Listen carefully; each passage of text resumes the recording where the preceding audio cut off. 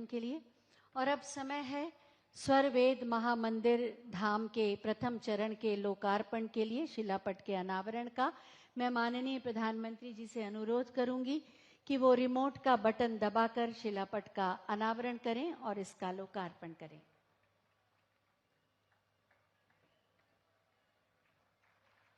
शिलापट का अनावरण हो रहा है।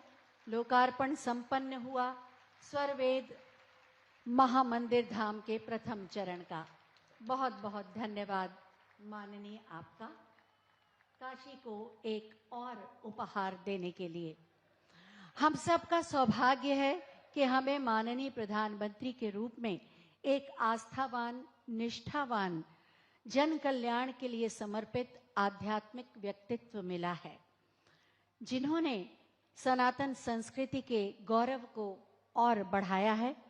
और वास्तव में जो एक कर्मयोगी ही हैं, ऐसे आध्यात्मिक अवसरों पर उनके उद्बोधन को सुनना एक दिव्य अनुभूति देता है और चिंतन और मनन को एक दिशा भी। मैं बहुत ही आदर के साथ माननीय प्रधानमंत्री जी से अनुरोध करूंगी कि आज के इस आध्यात्मिक कुंभ में अपनी अमृतवाणी से हमें कृतार्थ करें।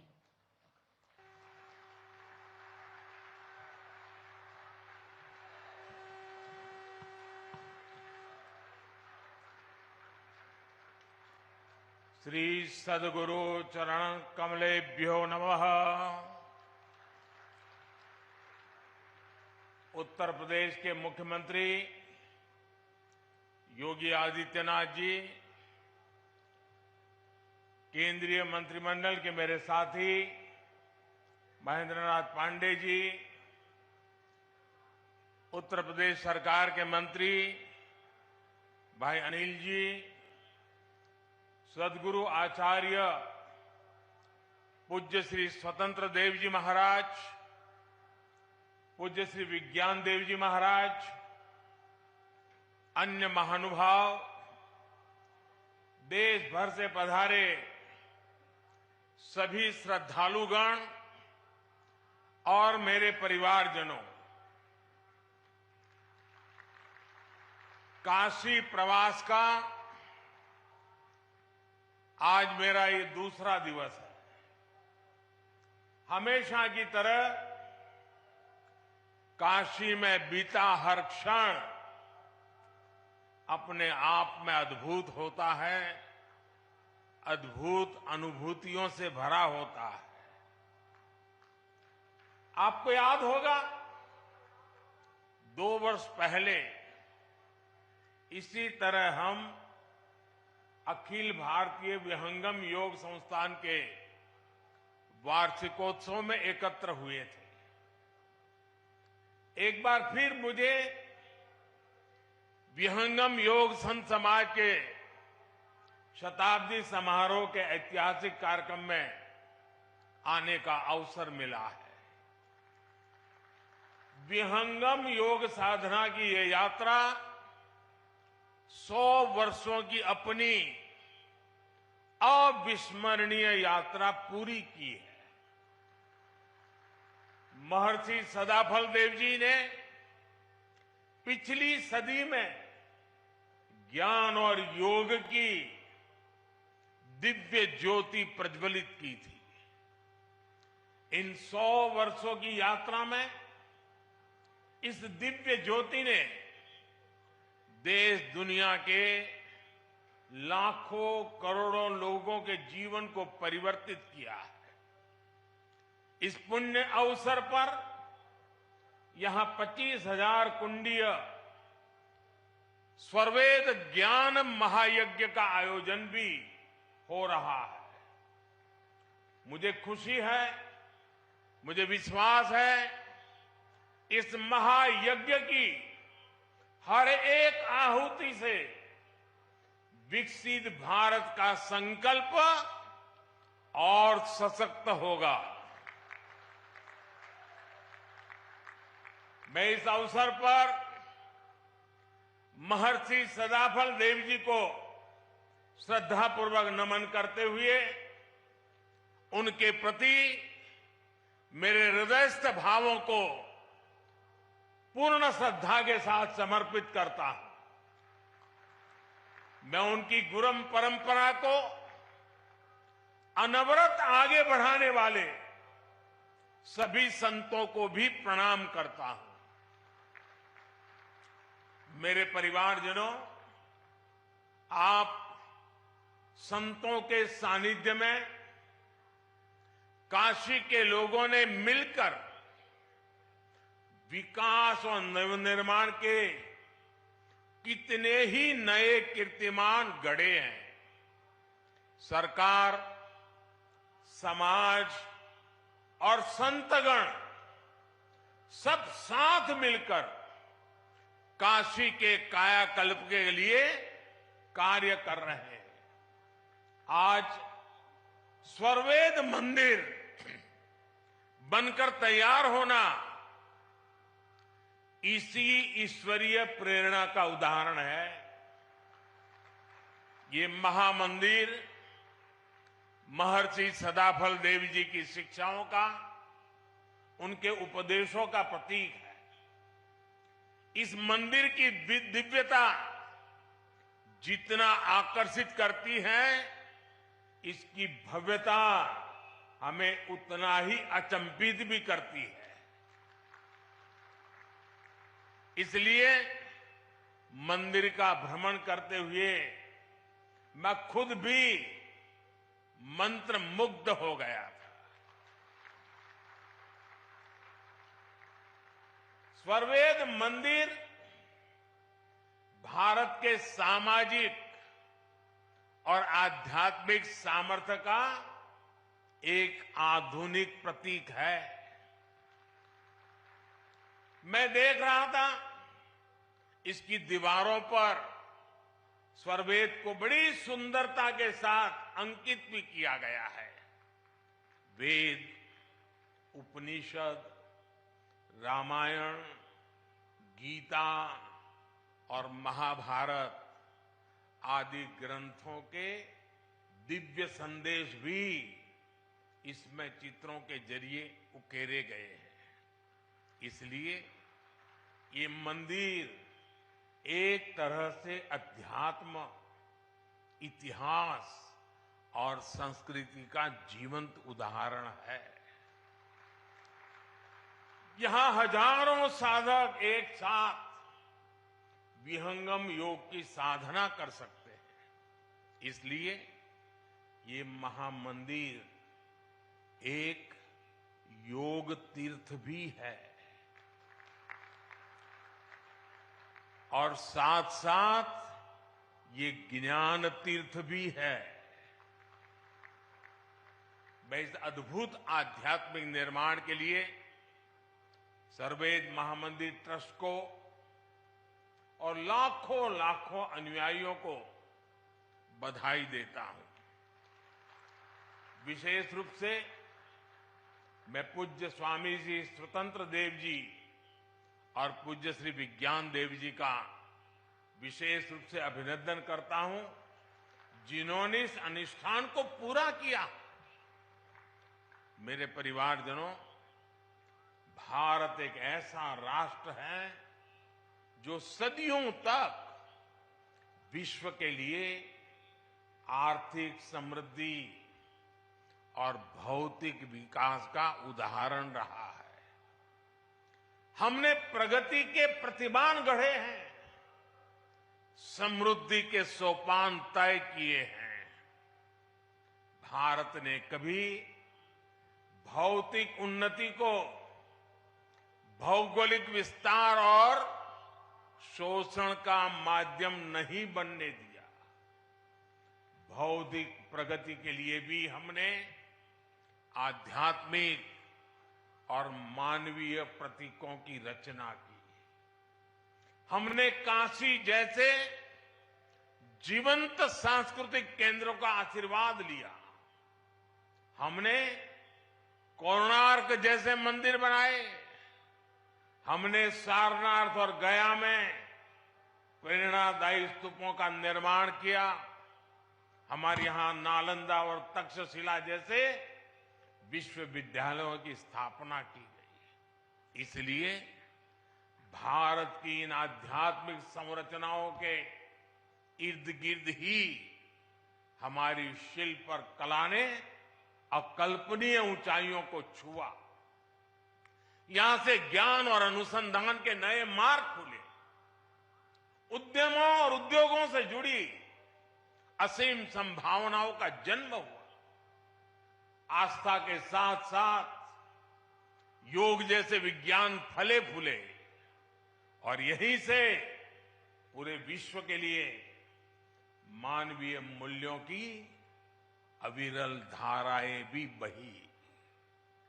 भाइयों और बहनों, गुलामी के कालखंड में जिन अत्याचारियों ने भारत को कमजोर करने का प्रयास किया, उन्होंने सबसे पहले हमारे प्रतीकों को ही निशाना बनाया था। आजादी के बाद इन सांस्कृतिक प्रतीकों का पुनर्निर्माण आवश्यक था।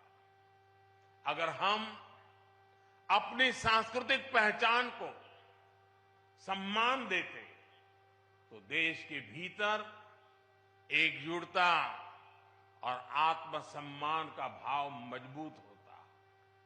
लेकिन दुर्भाग्य से ऐसा हुआ नहीं।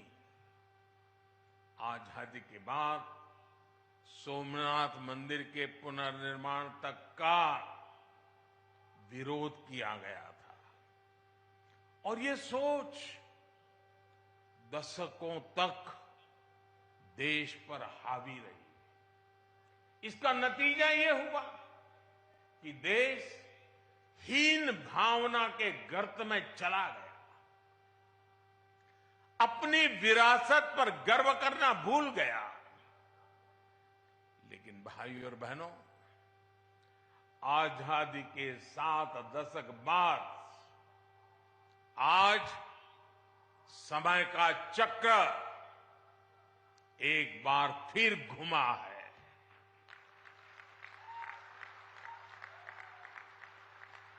देश अब लाल किले से गुलामी की मानसिकता से मुक्ति और अपनी विरासत पर गर्व की घोषणा कर रहा है। जो काम सोमनाथ से शुरू हुआ था वो अब एक अभियान बन गया है। आज काशी में विश्वनाथ धाम की भव्यता भारत के अविनाशी वैभव की गाथा गा रही है। आज महाकाल महालोक हमारी अमरता का प्रमाण दे रहा है। आज केदारनाथ धाम भी विकास की नई ऊंचाइयों को छू रहा है। बुद्ध सर्किट का विकास करके भारत एक बार फिर दुनिया को बुद्ध की तपोभूमि पर आमंत्रित कर रहा है।